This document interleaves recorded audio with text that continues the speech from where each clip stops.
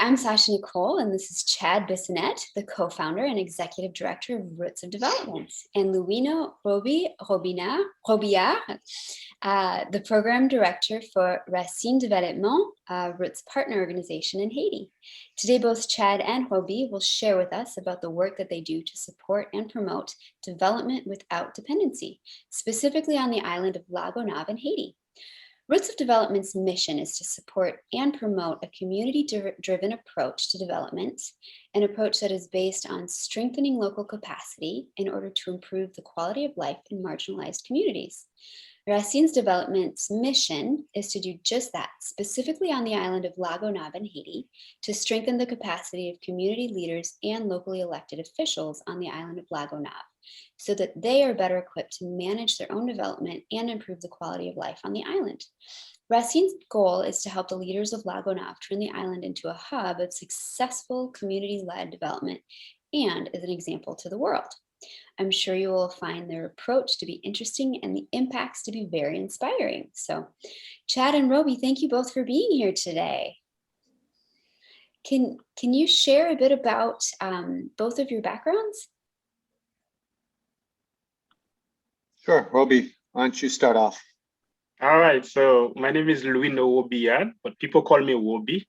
So I'm Haitian and grew up in Cité Soleil, which is very well known. It's the biggest marginalized place in Haiti. So that's where I was grew up. And I am an expert in community development. So I had a master's degree in community change and peace building.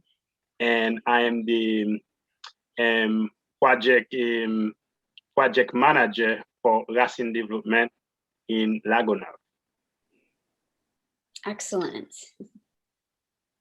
And I am Chad. I am Chad Bissonette, American. I have a degree in international studies from American University in Washington, D.C., with a concentration on international development.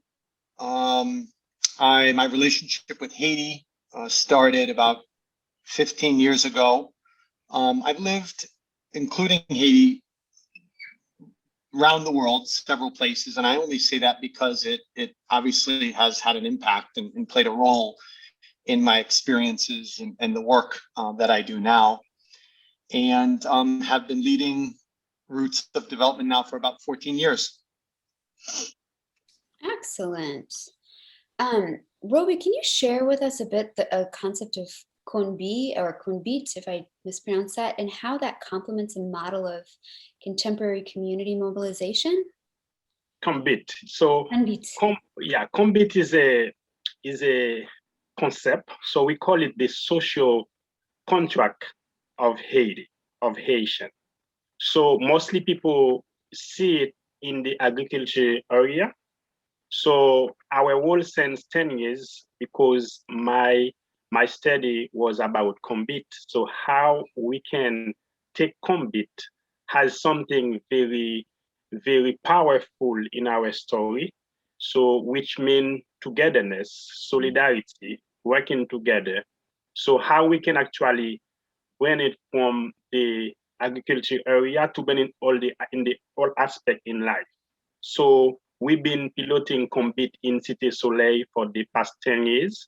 And so many communities in Haiti starting to use it as a tools of community development.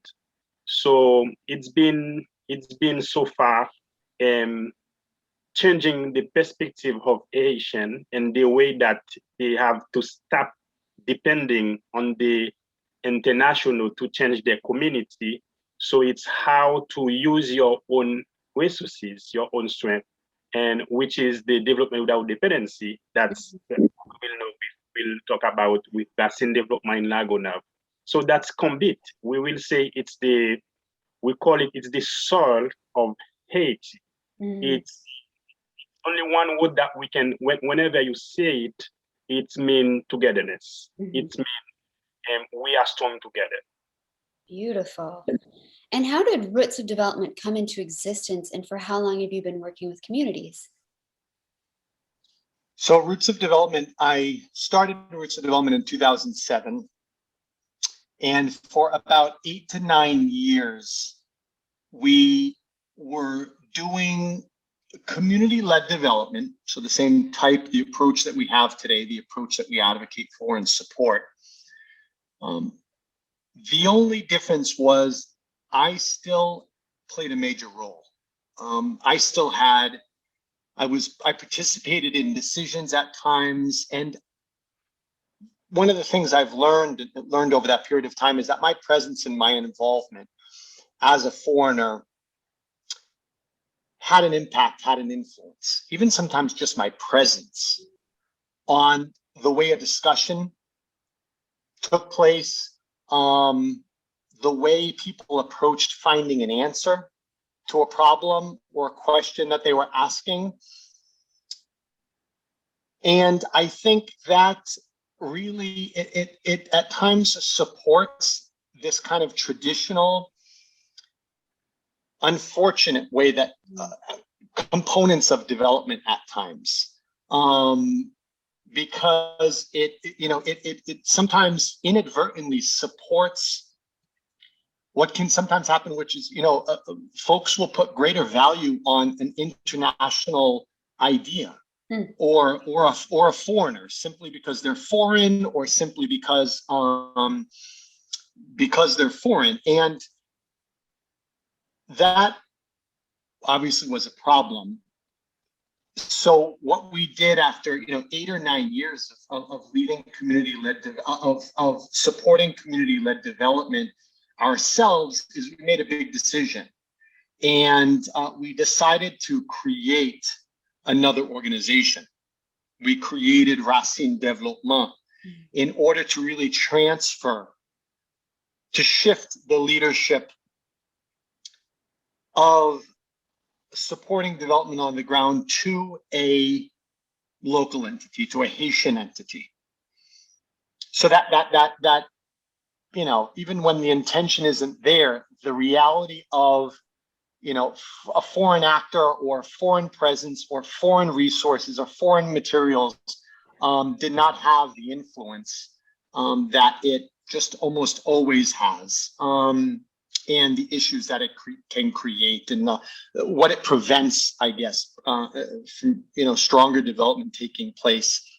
And so to really stick with kind of this concept of community-led development, we realized that the very structure we had created needed to change.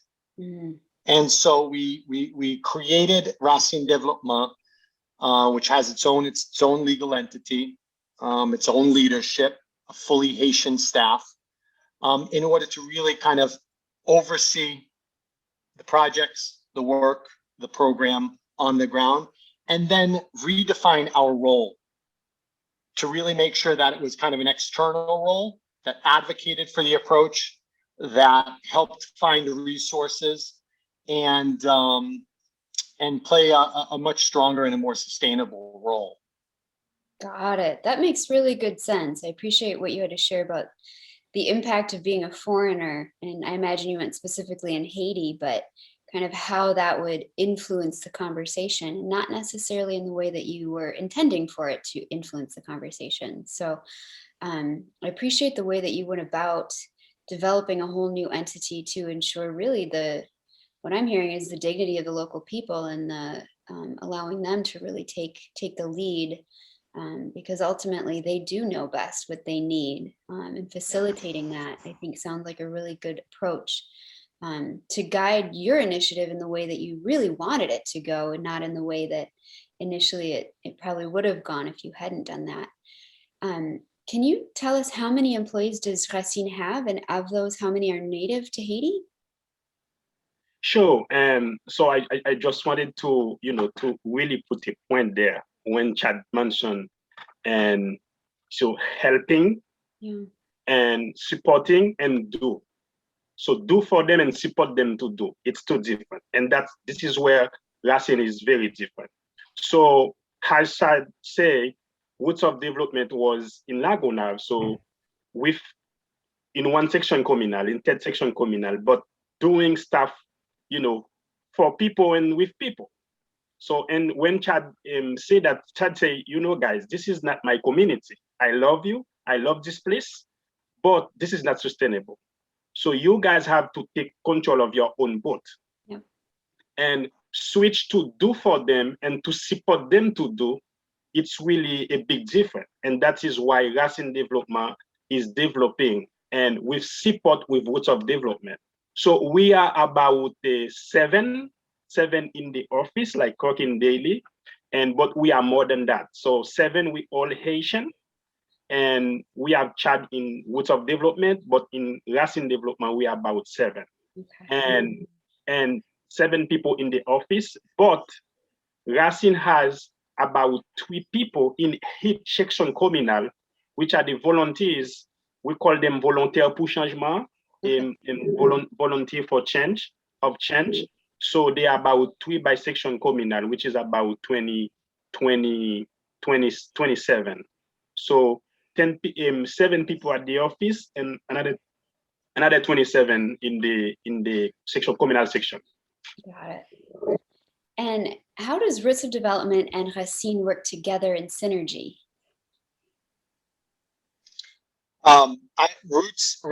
So Racine has taken over all of the relationships that we started to create on La Gonave from those early years when we were in existence. And again, one of the really impacts of shifting that leadership and shifting that power over to a local entity is that the network and the relationships have just expanded exponentially, and gotten obviously deeper. And I think there's less chances of conflict. Maybe at times there could be conflict, but just hurdles or obstacles that sometimes can exist, regardless of how close an entity is, when it's an international or a foreign entity with the local entity. Everything from kind of like setting of the speed of activities, right? Understanding and the expectation of what is progress and what is success, and all of these things, it remains unified locally, right? Without an influence from a different culture. And so Racine it works with its local partners, it creates the program, and it oversees and helps implement projects, while Roots fundraises. It helps advocate for Racine. It helps advocate for the approach to a wider audience, helping others to understand through the examples and successes and work of Racine this alternative approach to development and how that can be more effective, can be more sustainable, and then connecting resources and connecting relationships, partners, and things like that to support the work of Racine. Got it. And why is this approach more effective?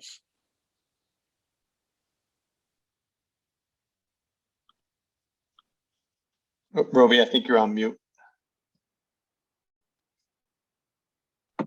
I would say because we learn a lot from other approaches, from other organizations, from other groups, and then we learn from their failures and then from their success.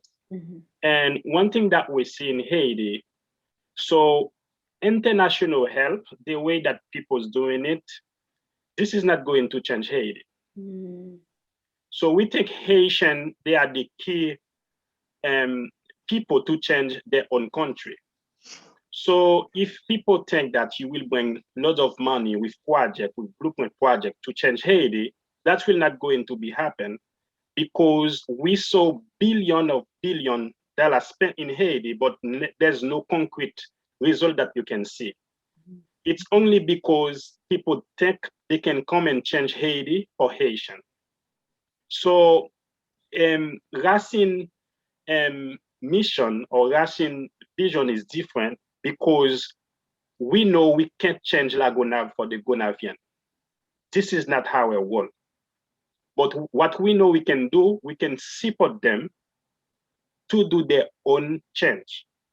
And this is exactly, so we are working with the community leaders, the electors leaders, and they are the ones who are driving the process. So I think this is the main difference, because we are not doing anything for people, but we are supporting people to do things for themselves. Excellent. And so how does this differ? I mean, you touched on it a little bit, but how does this differ from a humanitarian aid organization? How is the approach different? So it's different because So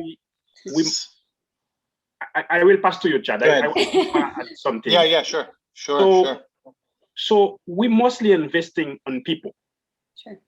So sometimes people the organization, many of them invest in things like building latrines, build, roads, helping people build their houses, like giving people food.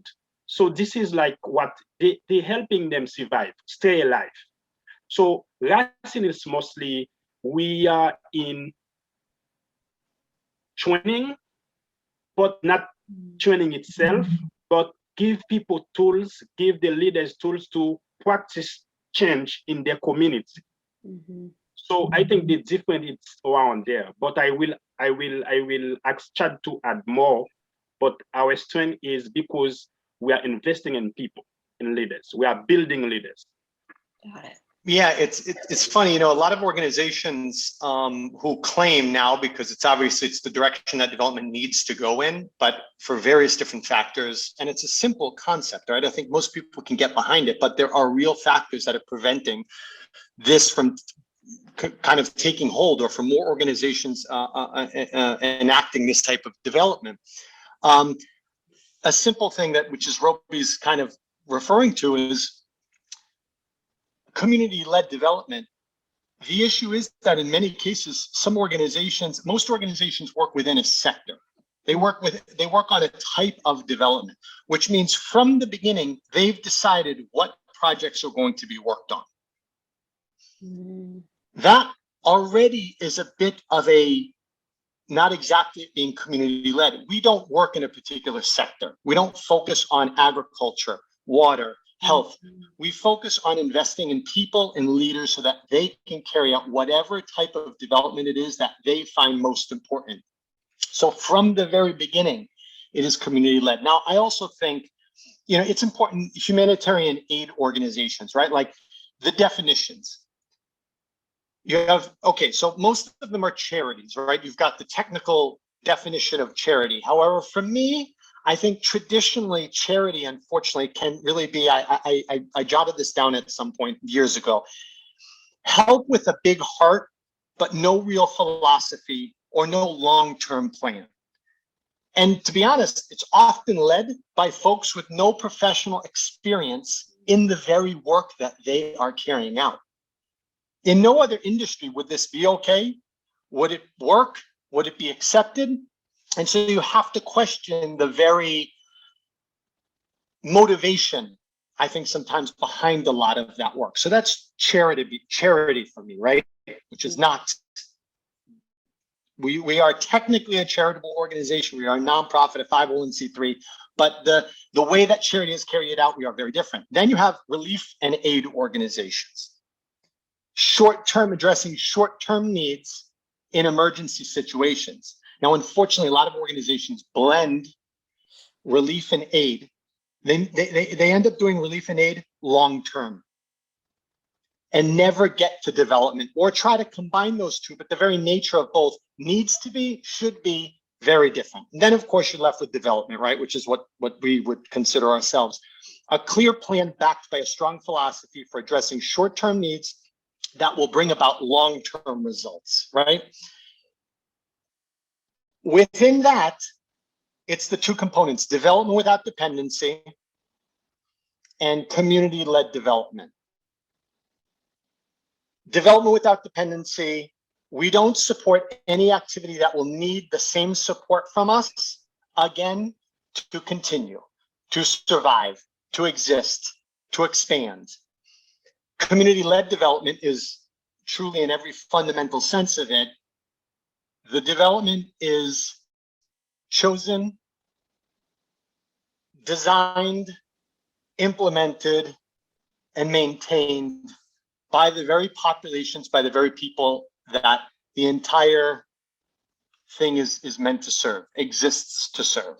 Mm-hmm. That is a very phenomenal outlay of the three different models, if you will, versus charity, versus humanitarian aid, versus actual development. So I think that's a really important distinction for people to have in this sector, because, you know, to your original point about charity, it's, you know, it's done with a big heart, but there isn't strategy behind it. There isn't thought, there isn't, and I know many people who really have good intentions, but because they don't fully understand the scope and the depth of the issues, especially if they're coming in from another country, they don't know the culture, they don't know the history, they don't understand the politics and how all of that feeds into the present day realities.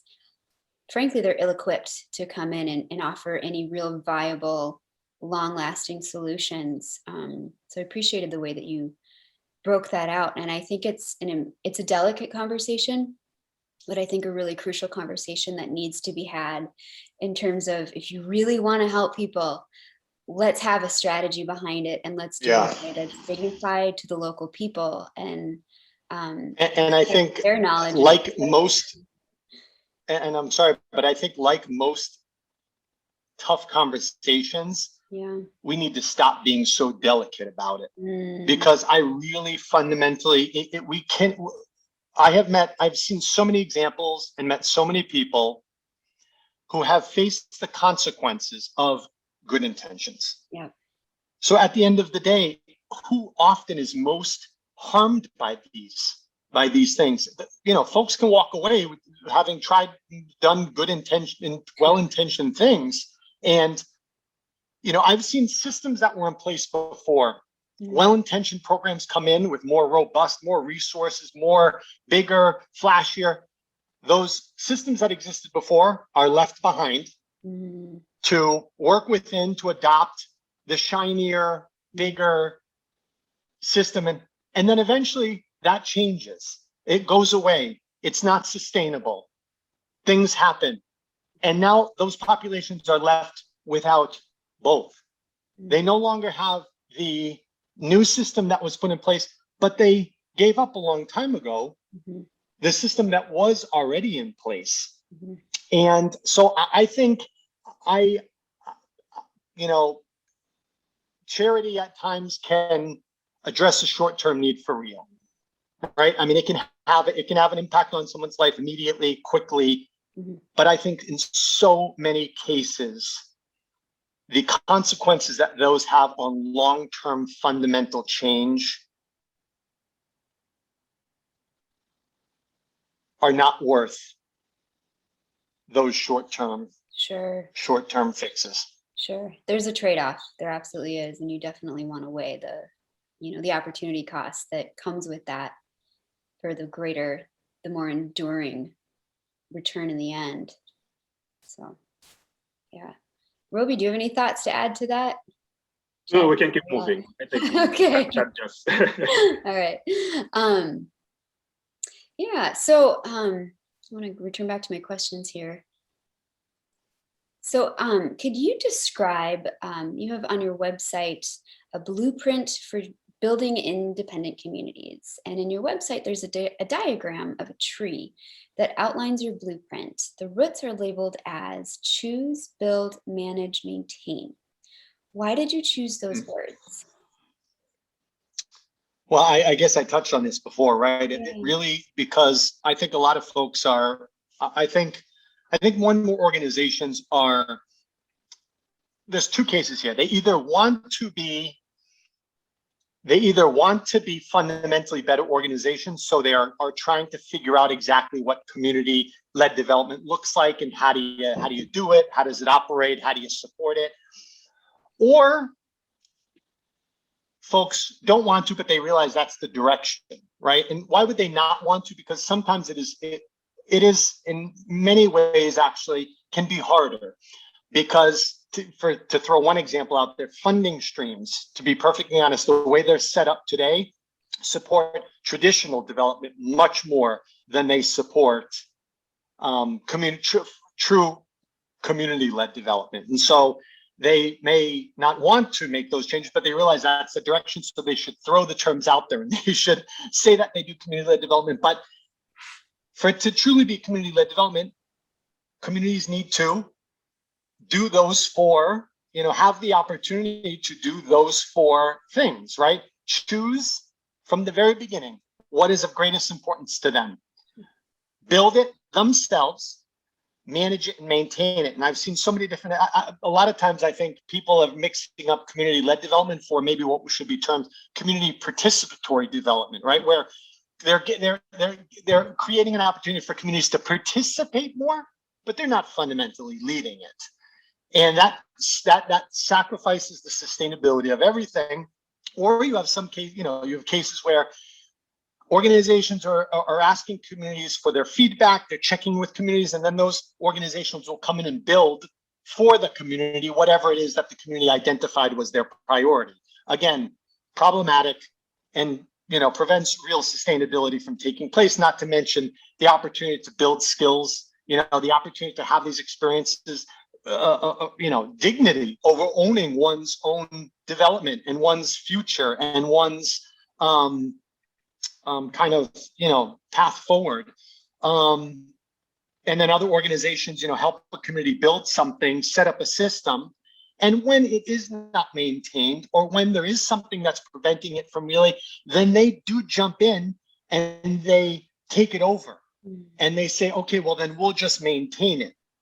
And I really question the actual, again, well-intentioned, good intentions there, but I wonder, I reflect on the consequences of that, and the message that it sends, the impact of doing that.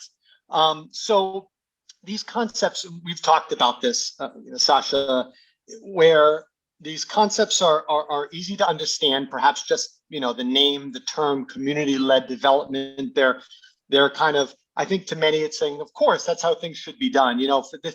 But I think the nuances and how to do it and the true value and importance and the meat behind it, I don't yet think is understood by most and not supported by most,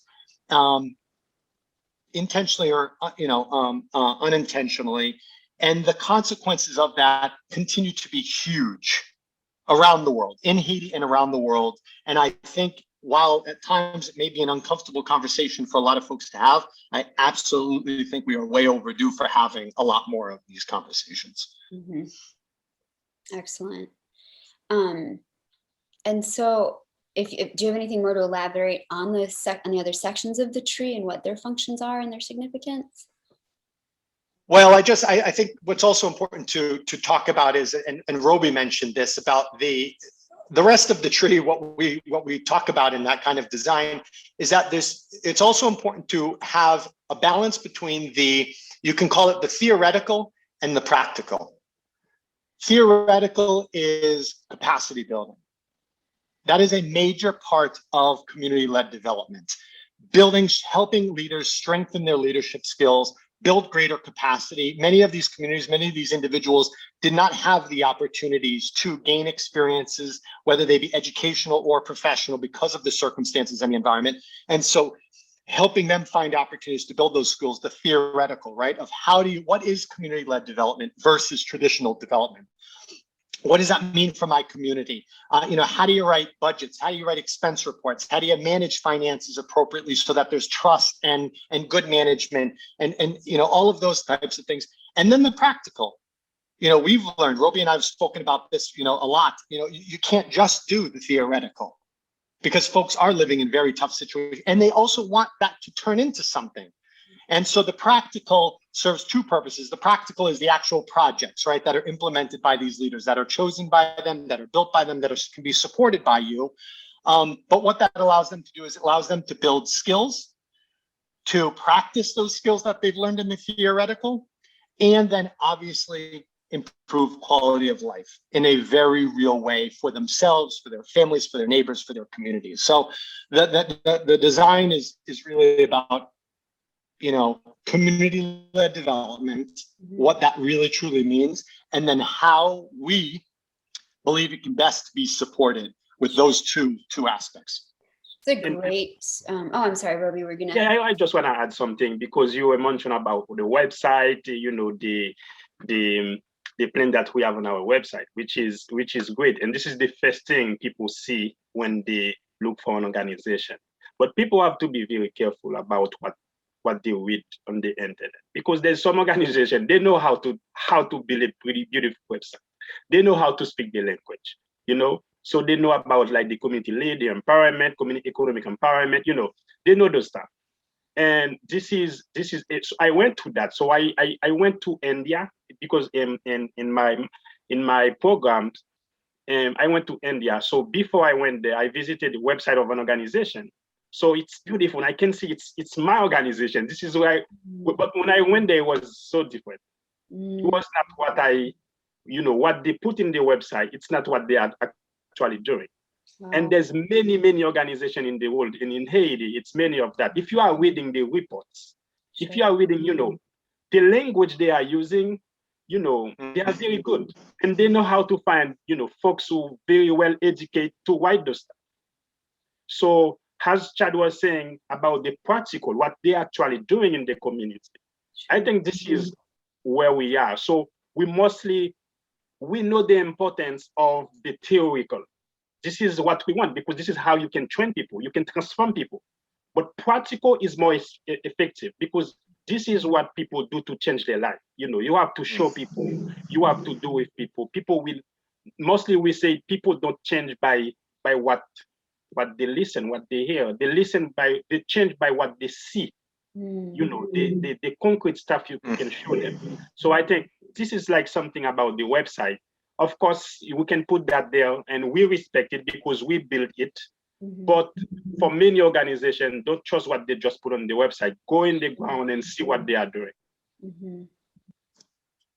And that's hard to do if you're in Haiti and it's an Indian organization. You can't always just hop on a flight. And do you have thoughts on how organizations can better demonstrate that they've met the theory with the practice, that they've merged those two components in a way that's effective and is leading to human flourishing on the ground, that's sustainable and essentially beneficial for the people in the end? Roby, if you don't mind, I'll jump in and kind of give my thoughts on this, of what you said. And I appreciate, Sasha, for audience perhaps who may be listening to this, right, who are committed and who want to be supporting and doing development that is the best it can be. I would say use the following as indicators, because most of those organizations will talk about their projects, right? They will explain and give details about their projects. So look at their projects and ask yourself, are those projects examples of development without dependency? Can those projects exist? Will those projects continue without, say, the organization's continuous support? Right? Simple. Do that. You can evaluate, look at a project and evaluate it by that. And if the project likely needs the organization continue to fund it, to continue to support it in various different ways, then is it really independent? Is it really being owned and led by a community, right? Second is community-led. Use maybe those terms that we talked about before, right? Chosen, all of them, right? Chosen, built, managed, and maintained from A to Z. Sure. We can, an organization can play a role, and it can play a very useful, helpful role. Otherwise, we wouldn't exist, right? Roots or Rasin.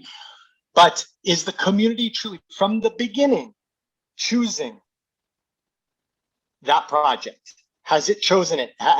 Or is the organization, already coming in with something chosen? Sure.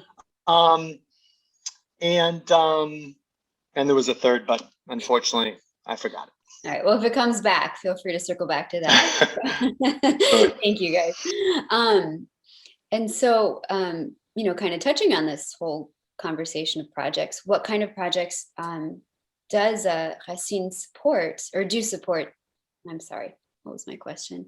The question is, what projects do the organization support and who initiates these endeavors?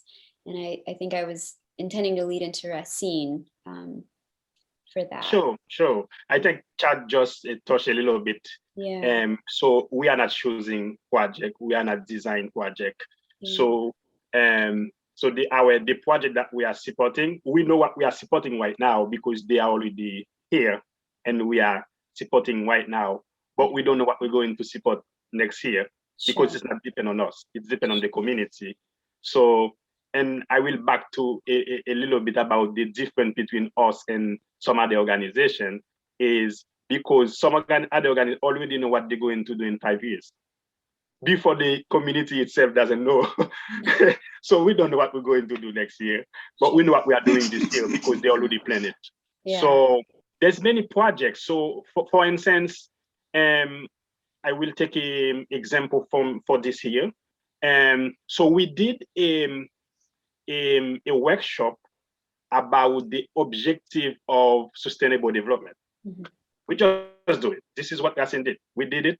And then we told them to, okay, this is what the world, this is how the UN see it. This is the 17th objective of sustainable development. So for you, for your community, what are objectives for your section? Because you can't just take those and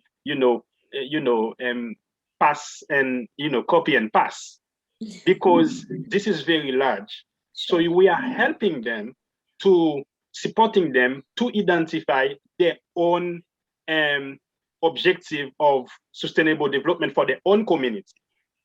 And they were very different because each communities have different challenging, and then they bring all of them and we tell them, okay, how you can actually choose one and do something about it. Mm-hmm. So some of them choose, okay, we have a ward and it's not good and there's a lot of accident and we can't manage to go to the, to the public market. People are suffering. So if we do that, if we work in this road, that will change people's life. Mm-hmm. So this is like kind of one part. And we say, and we only push them, challenge them to say why you choose this one. Mm-hmm. And when they find the why, and we support them. Mm-hmm. And there's a project like that. There is one, they have a community school, a primary school. So it only can serve during the day. And there's more children, they want to go to school during the night, but there's no electricity. So they said, okay, if we have a solar system, we can manage to make school during the night, in the afternoon. Mm-hmm. So this is their project. They burn it, and we say why you choose it, and they give us the why, mm-hmm. and we support it. Mm-hmm. Some of them, there is one section, because Gonave is not in red, but it's in yellow for the malnourished population. Okay. So they said we want really to answer that, because there is many families, they don't have access to food every day. Mm-hmm. So they choose to do like fast garden, like what they call community garden.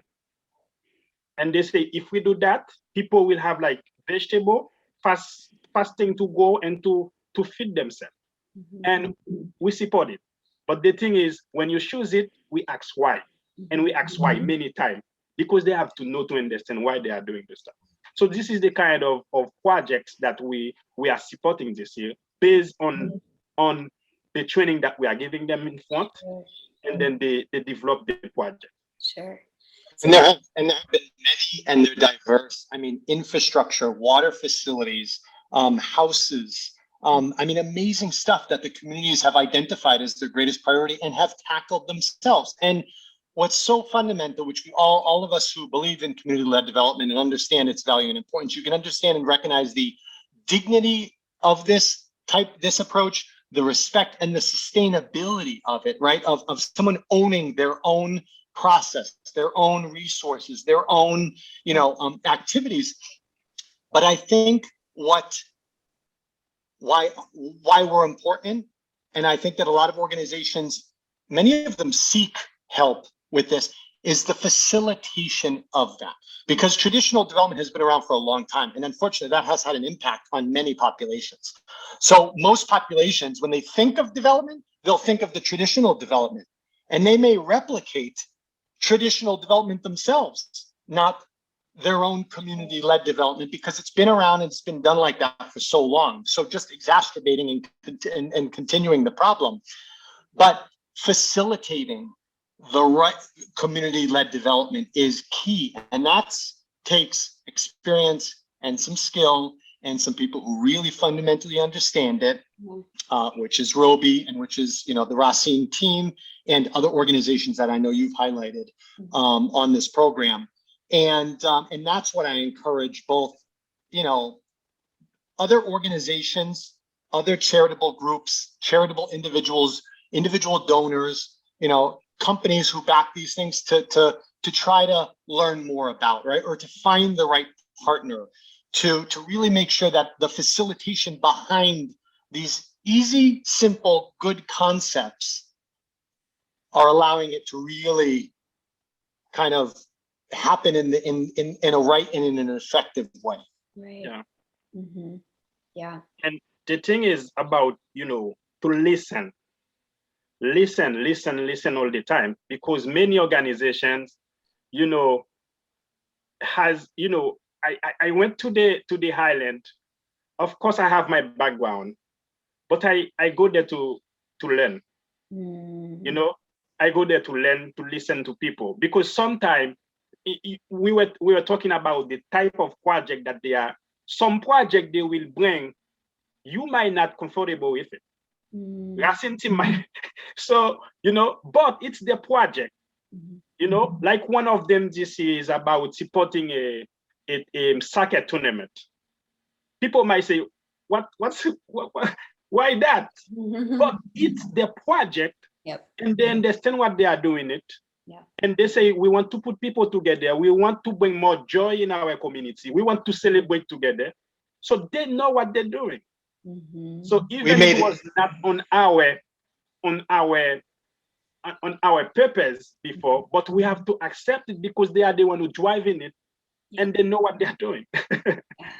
We made a realization and a commitment a long time ago to the process versus the final product. Okay. The process is what brings you to long-term change or long-term solutions, fundamental systemic change. Final products, sure, you can get to final products with some short, very unsustainable responses. And while solutions are important, it is the process that fundamentally changes the system. There's a transformation that needs to occur. It's not just a one and done. Like you say, it is a transformation and a process. And it's messy, which is why I think there's this challenge when you think about funders versus those on the ground. Because I do think funders want to know, kind of to our point earlier, that whatever they're investing is viable. And so this is where I see I think an opportunity for learning, but also a real challenge, because how do you prove some of these things? The community might feel good, but that's an intrinsic value. Whereas donors want to see, okay, so X amount of people have a home now, or X amount of people are fed or have water, whatever it is. They want tangible results. And there seems to be this, I don't know, I just see this as an opportunity for, I think, more collaboration and more conversations to figure out how do we define this in a way where donors do feel comfortable with what they're investing in, and because they're not on the ground, they don't get to see the end results. But you're there and you know that this is working and you know that this is the way forward. So I don't know if you have any thoughts on that. I think we get distracted sometimes talking about the organizations and what they're doing and how they're doing it. I think we don't talk enough sometimes about the role of funders in influencing how and what organizations do. Because I think a lot of organizations, most organizations, if anybody's on the ground, really on the ground, they get everything we're talking about. Yeah. Maybe not to the level and kind of real deep, nuanced way, because there still can be some kind of sheltered organizations even that are on the ground. But a lot of them get these ideas. What happens, I think, what causes many organizations to sacrifice their principles or sacrifice kind of that direction is funding, is pressures from funders, whether they be, national government funding or they be individual donors that are kind of putting either direct or indirect pressures of how quickly something needs to happen, how quickly money needs to be spent, how quickly results and kind of who is defining results and progress is happening. And I think that's why it's a conversation that needs to continue. And a platform like this allows this to take place. And for the future of Roots, at least, right, with Rasin now being created and Rasin leading these efforts and being the one that works with local partners to create the plan and create the program and support the work on the ground to be the example to improve quality of life in a particular place in the most sustainable way, it has freed Roots to really focus on these conversations. Sure. And to really kind of take on the role of advocating for these things. And these are things that I hope we can work on. We can work on more, where we help donors understand the role that they can play, right? Even individual donors, the role that they can play in pushing and supporting and advocating for a better approach to development. Because in many ways, the biggest challenges or hurdles for more of this type of development to being adopted by more organizations is funding, is the direct, is funders and the kind of sources of revenue and everything that comes along with them. Yeah. Would you say in your estimation that there are also limitations to what an NGO or a nonprofit can or should do in a developing country? And if so, what are those limitations and who else can or should play a role in a nation's progress towards development?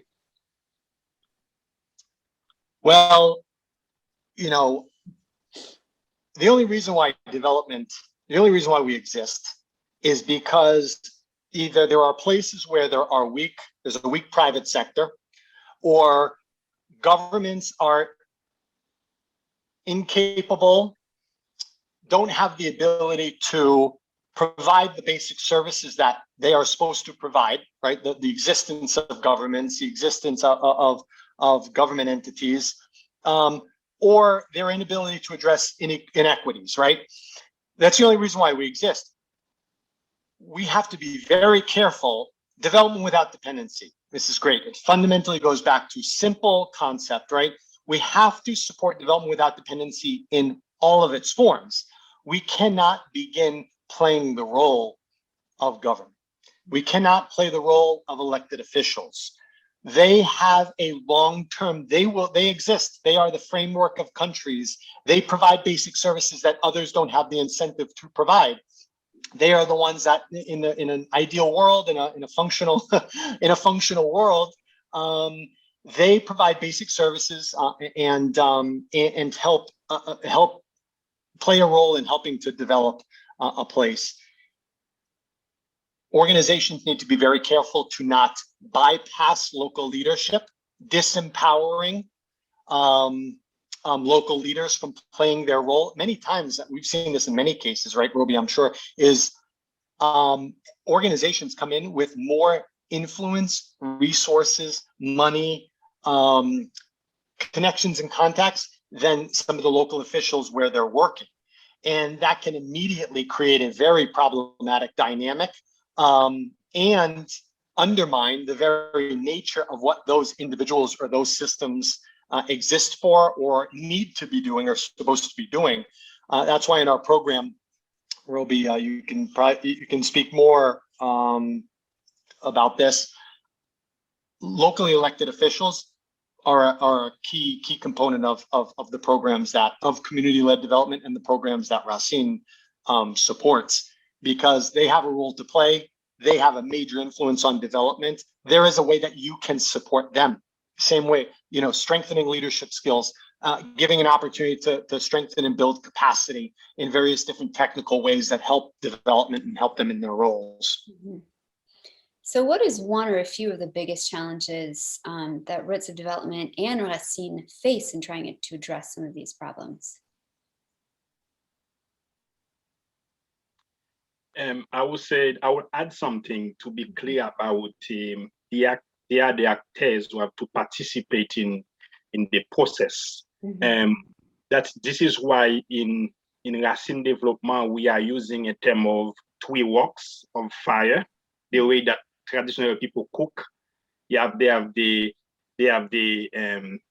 how say should they chat? Pot. They have the pot in three walks, and this is how they cook food. Okay. So just imagine Haiti, it's like that. So if the change supposed to cook in one pot, so but the works, they are not in the same level. So the works not going to, to keep to all the pot to cook the food, which is the change. Yeah. And this is one thing that we've been seeing. The works, they are not in the same high, and this is why we can't see any change in Haiti. So how you reinforce those works, you make a coalition for them to work together. So who are those works? Those works is the state, the government, the elective officials. And the other one is the community, the people, the population. And the other one is the private sectors, the NGOs, the scholars, all the outsiding. We call them outside diaspora. So to have a healthy community, those works have to be working together very well. So there's three of them. So a little bit stronger than the other one. Like, the government, they will find a way to work with the NGOs. They will always find a way to work because many times they speak the same language. But the community, many times they don't even understand the local leaders. The people who represent them, they can understand the language. They don't know what they're doing. So this is why our approach, our program right now, which named 2 Hours Defeat, we works, is we are working with the community, we are working with the local officials, and we are working with the other organizations in the island, the diaspora.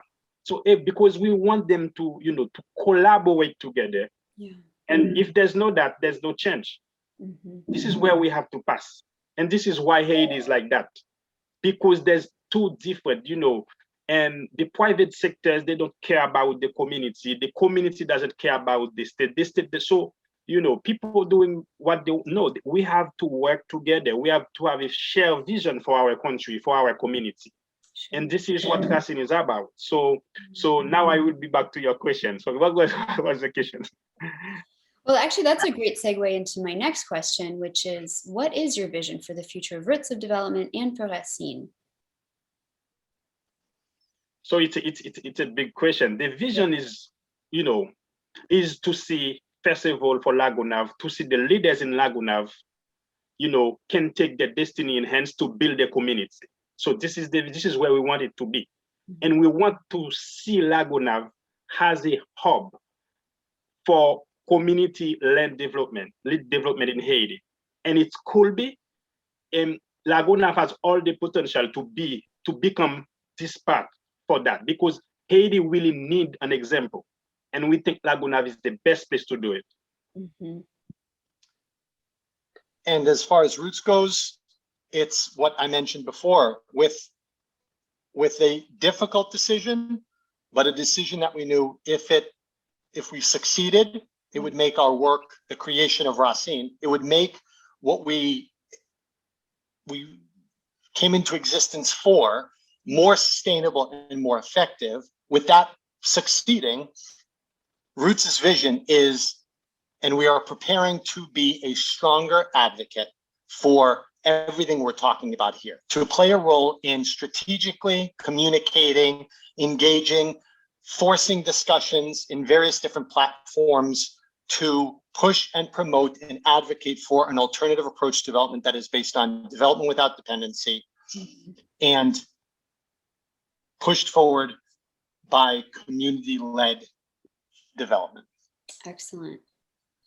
I really appreciate both of your participation in our conversation today, and I think you both brought a wealth of insight, and I think you're on point. These conversations need to be had, and we need to push the boundaries a little bit and even be willing to make people feel uncomfortable, to kind of think about, okay, how can we do this better in a way that's, sustainable and honoring to the local people. And I appreciate both of what you had to say.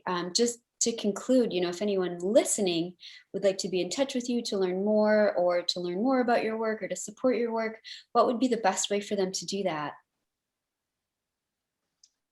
I mean, both organizations have their website, right, where we kind of get into more detail about what we're doing, how we do it, who we are, all of that. It's a great resource. Social media is where we keep things up to date. It's where we constantly in real time are showing, what's going on, who we work with, what's happening at any given moment, what our upcoming plans are. That's a great way to kind of stay in touch and learn and be part of the conversation. And then, of course, there's, you can donate. I mean, through the website and all the typical traditional methods to financially support.